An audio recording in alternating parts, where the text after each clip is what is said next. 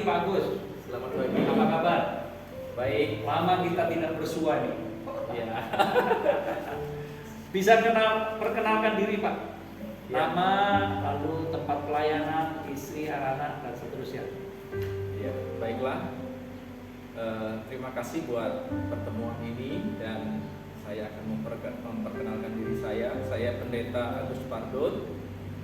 Saya melayani di Gereja Betel Indonesia Jemaat Elim di Desa Parahangan, Kecamatan Kahayan Tengah, Kabupaten Pulang Pisau. Ini istri saya, namanya Teresia Astuti. Dia asli dari desa ini. Dari desa ini. Dan kemudian kami dikaruniai 3 orang anak, ya 2 laki-laki dan 1 perempuan. Puji Tuhan, di dalam perkenalan ini kami juga asal saya. Asli Asal saya dari Jepara, Jawa Tengah. Oh, Jawa ya. Jepara, Jawa. Sudah berapa lama di sini, Pak? Kita menetap di Desa Parahangan ini dari tahun 2007. 2007. Dari tahun 2007. Berarti sekitar 15 tahun. Sekitar 15 tahun menetap di Desa Parahangan ini. Dan sebelumnya kita dari Palangkaraya. Sebenarnya melayani di Desa Parahangan ini dari tahun 2005. Nanti kita bolak-balik dari Palangkaraya. Berapa jauh dari Palangkaraya? Dari Palangkaraya ke Parahangan ini ada 46 km. 46 km. Ya, baik. Tuhan. Mungkin ada kesaksian yang menarik Pak, atau berkesan sepanjang pelayanan di tempat ini, atau ada kesaksian pribadi, mukjizat atau apapun itu, silakan bisa berbagi buat kami. Ya, yang menurut kami menarik adalah karena semenjak saya datang ke Kalimantan Tengah ini dari tahun 95, ya tahun 95, pada waktu itu ikut pemutusan sekolah Alkitab 27 tahun yang lalu. ya 27 tahun yang lalu, saya selalu bergerak di bidang penginjilan. Oh ya, Jadi ke desa-desa, misi ya. misi, pelayanan misi. Nah, tapi pada tahun 2005 itu pada waktu itu adalah ada acara perayaan Natal. Ya. Jadi pada waktu perayaan Natal, pendeta yang juga adalah pembina dari gereja ini, gereja lokal ini, yaitu Bapak Pendeta Tuis Jinal. Oh, ya. Itu Di Palangkaraya ya. Palangkaraya, Gereja Betel Indonesia. Gereja Betel Palangkaraya. Indonesia, Jalan Bangka. Jalan Bangka. Ya. Ya, pada waktu itu menunjuk kami berdua secara tiba-tiba untuk mengembalakan gereja yang ada di desa ini. Memang gereja ini bukan rintisan kami. Ya. Jadi gereja ini bukan rintisan kami. Yang melayani sebelumnya adalah almarhum Papa. Sudah ada gedung gereja waktu itu? Gedung gereja tapi di pinggir sungai. Oh, di pinggir sungai. Jadi setelah ada jalan provinsi ini dari Palangkaraya ke Kuala Lumpur, desanya pindah ke pinggir jalan besar. Ya. Nah, jadi kami ditunjuk untuk menjadi gembala melanjutkan pelayanan bapak mertua saya, Ya. almarhum, karena pada waktu itu beliau kena stroke dan tidak ada pelayanan selama 2 tahun. Sama sekali tidak ada pelayanan karena tidak ada regenerasi pada waktu itu. Ya. Dan saya sebenarnya pada waktu itu tidak tertarik sama sekali untuk menjadi gembala di tempat ini. Tapi berjalan 2 tahun, ya kita menjalankan saja tanggung jawab ini karena yang namanya tanggung jawab. Tapi saya berharap ada orang lain lah yang menggantikan pelayanan di sini. Karena saya inginnya pelayanan misi saja. Ya. Nah, tapi pada tahun 2007, tepatnya pada bulan Juni 2007, saya sama istri berdiskusi dan kita mengambil keputusan untuk dari Palangkaraya untuk menetap di Desa Parahangan ini. Ya, menetap di Desa Parahangan ini. Lalu saya datang ke tempatnya pembina kami, yaitu Bapak Tuis Jinal. Saya memutuskan untuk menetap di Parahangan. Ya. Jadi pada waktu itu ketika saya menjelaskan maksud kami itu, beliau langsung merangkul kami, merangkul saya. Puji Tuhan, ternyata doa saya dijawab Tuhan. Jadi ternyata selama 2 tahun itu juga beliau itu menggumuli, mendoakan supaya saya mau mengambil keputusan karena beliau tahu bahwa kami ini sebenarnya tidak tertarik untuk menjadi gembala sidang di tempat ini. Ya. Nah, kami mengambil keputusan untuk melayani di tempat ini sambil berjalannya pelayanan ini. Lalu saya belajar untuk menjadi gembala sidang. Nah, dalam prosesnya perjalanan pelayanan ini, akhirnya kami perlahan-lahan mulai menggembalakan, dan gereja itu ya yang namanya gereja sudah sudah ada pelayanan 2 tahun. Terus kemudian ketika kami memulai juga ibadah itu hanya ada 3-4 orang. Terutama yang paling aktif adalah mama mertua saya dengan Bui. Jadi dengan orang tuanya. Jadi kami hanya melayani, walaupun memang gereja ini adalah gereja yang sudah ada, tapi kami seperti mulai dari nol lagi. Karena orang-orang tidak ada, jemaat yang lain tidak ada mau kebaktian bersama dengan kami. Berjalan sekitar 5 tahun itu adalah pertumbuhannya ya 10 orang, 10 orang, kadang ada sampai 12 orang seperti Tuhan Yesus dengan murid-muridnya. Jadi pada waktu itu saya tetap mengharapkan ya ada orang lain lah yang mau melanjutkan pelayanan ini, karena saya memang masih terbeban untuk pelayanan misi.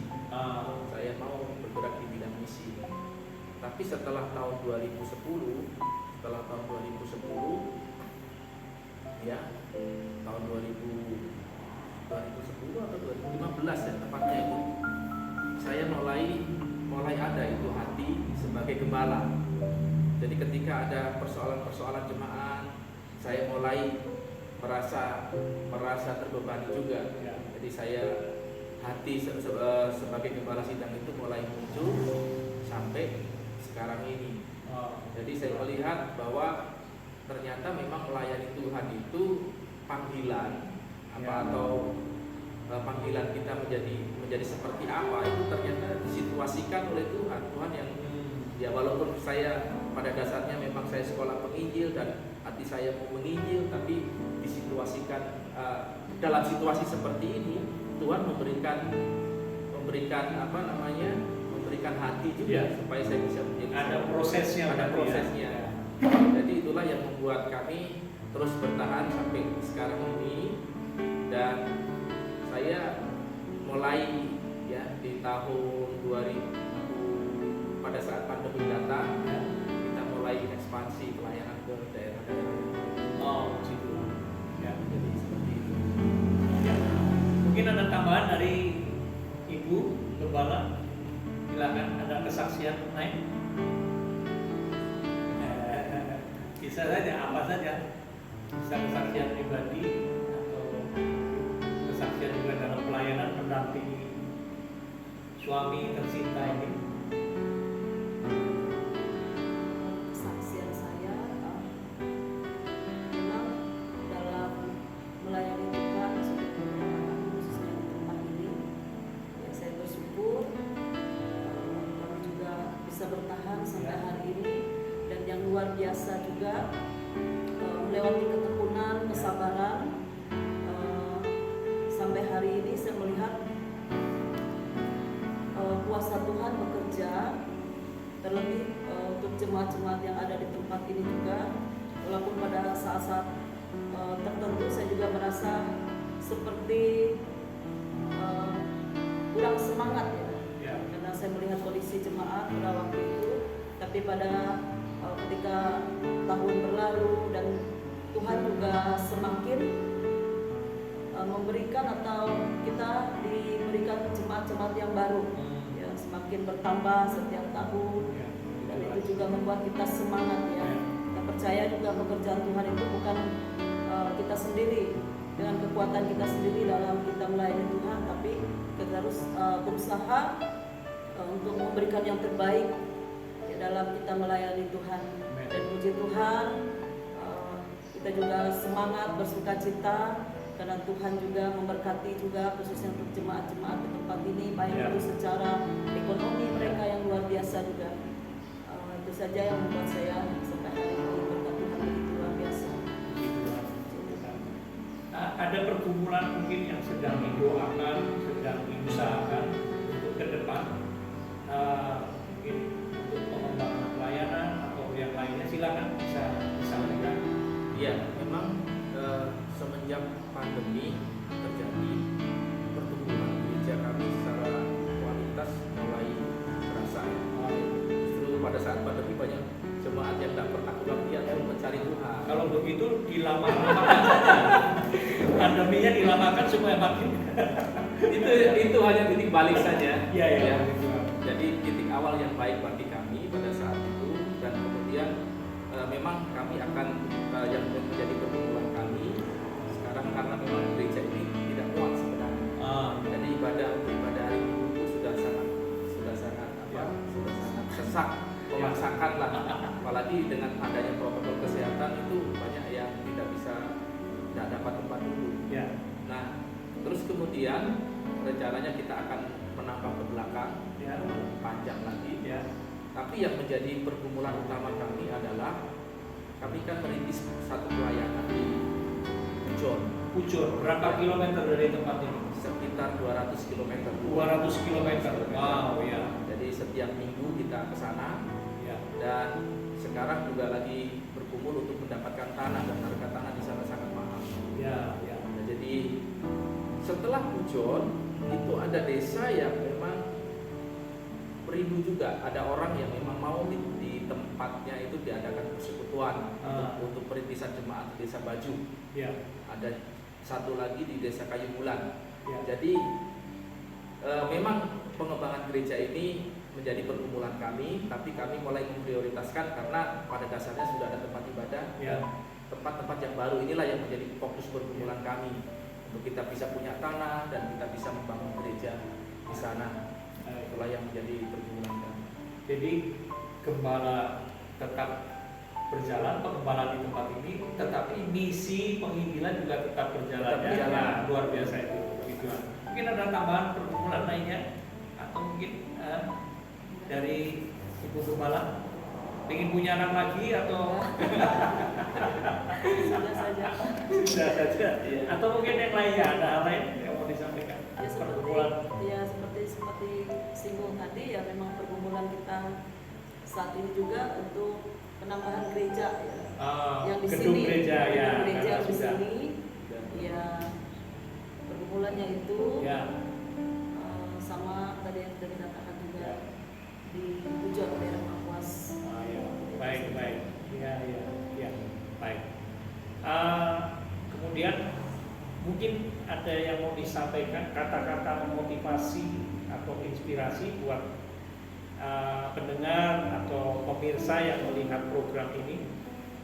Mungkin bisa ada ayat Alkitab atau mungkin apa saja, kata-kata mutiara, silakan. Satu hal yang paling penting untuk kita melayani, terlebih di desa, ya. Di desa, di tempat yang terpencil, kita tetap menjaga konsistensi. Ya, jadi apapun keadaan kita, tetap saja kita berjalan di dalam pelayanan ini. Ya. Jangan kita mundur, tetap menjaga semangat yang tetap. Konsistensi itu Ya. akhirnya berbuah manis. Amin. Karena selama kami melayani yang diawali dengan beberapa orang saja, ya, karena gereja kami ini kan dulu saya berdebat waktu bangun Ya. gereja, kenapa nggak lebih panjang? Ukurannya 8x12. Ya. Terlalu besar. Ya. Terlalu besar. Tapi sebenarnya pada waktu gereja ini sebelum finishing pun jemaat itu sudah banyak, sudah Ya. memenuhi gereja ini. Jadi tidak lama lagi gereja ini akan mau tidak mau kita harus memikirkan untuk diperbesar lagi. Ya. Jadi ada kuasa Tuhan yang begitu luar biasa ketika kita bertekun, tetap konsisten dalam pelayanan apapun itu, walaupun sedikit orangnya tetap saja jalan terus, itu akan menghasilkan sesuatu yang luar biasa. Jadi jangan sampai kita lemah kalau kita lihat kondisi, wah ini jemaatnya sedikit, Ya. wah ini seperti tidak ada harapan Ya. karena kita tinggal di desa. Ya. Tinggal di desa. Jadi sekarang pun saya tidak merasa bahwa kalau kita tinggal di desa kita ketinggalan dengan yang di kota. Saya tidak iya. merasa seperti itu. Iya. Jadi dimanapun kita, asal kita konsisten dalam memenuhi panggilan kita kepada Ya. Tuhan, kita akan kita akan mendapatkan hasil yang maksimal. Luar biasa. Jadi kata kuncinya konsisten dalam pelayanan. Pelayanan.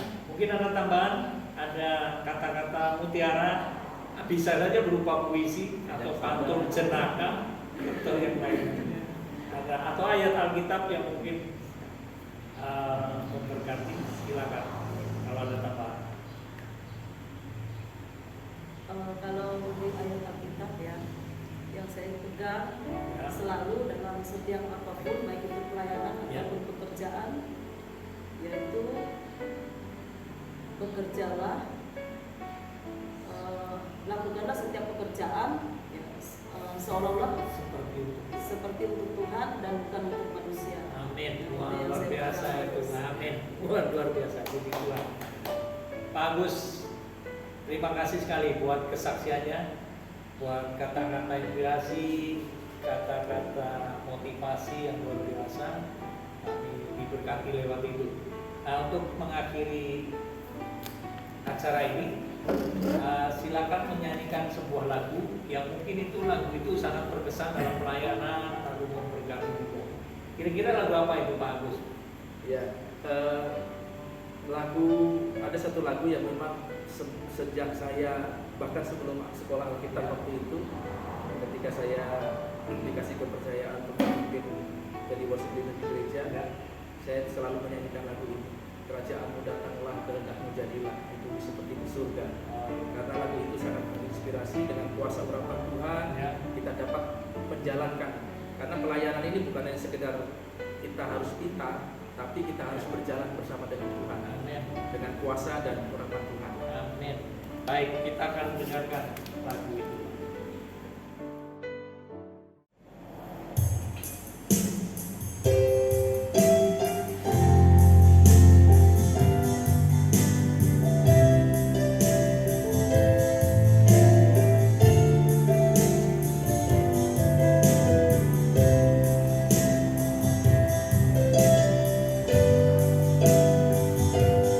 Kerajaanmu datanglah, kehendakmu jadilah, di bumi seperti di surga. Kerajaanmu datanglah, kehendakmu jadilah, di bumi seperti di surga. Mulia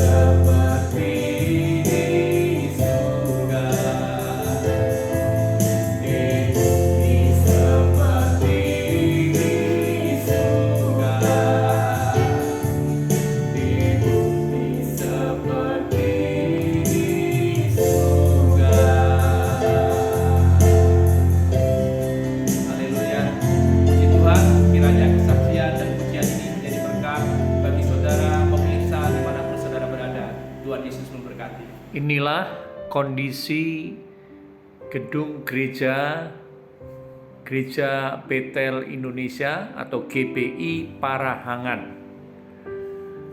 Jika saudara tergerak untuk menyalurkan berkat atau ingin menabur untuk mendukung pelayanan Bapak Pendeta Agus Pardon beserta dengan misinya di penginjilan juga di cabangnya, silakan saudara bisa melihat di kolom deskripsi.